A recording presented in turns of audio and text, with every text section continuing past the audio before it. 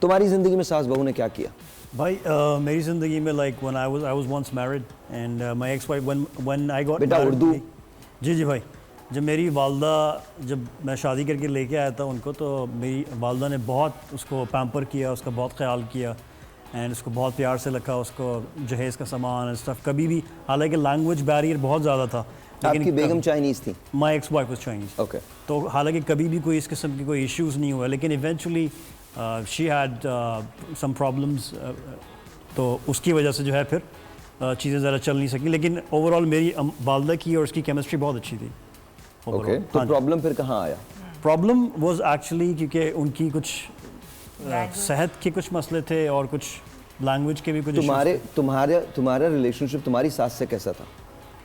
میری ساس نہیں تھی, شی پاسڈ اوے.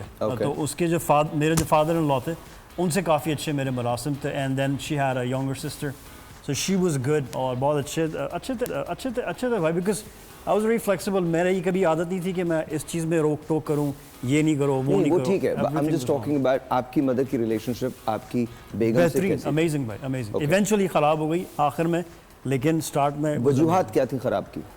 بھائی دیکھیں, let's not sugar coat it. دیکھیں, جب تک ہم بات نہیں کریں گے نا, بات کبھی نہیں ہوگی.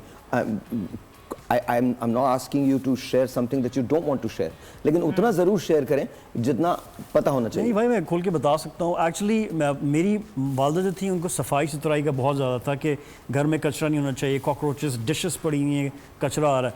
اس کی یہ عادت تھی کہ وہ اپنے چائنیز ڈراماز دیکھ کے برتن کھا پی کے وہ سنک میں بھیج دیتی تھی, اینڈ دین صفائی نہیں کرتی تھی. اینڈ دین کچھ چیزیں شی لینگویج کی وجہ سے اس کا وہ یہ چاہتی تھی کہ I should leave my mom and dad and move to China and stay with her father.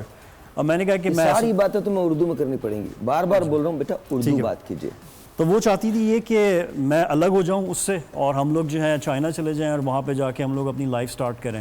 تو میری والدہ کو اس وقت تک پیرالسس تھا, فالج تھا. تو میں نے کہا میں آئی کی ناٹ لیو, میں ان لوگوں کو نہیں چھوڑ سکتا.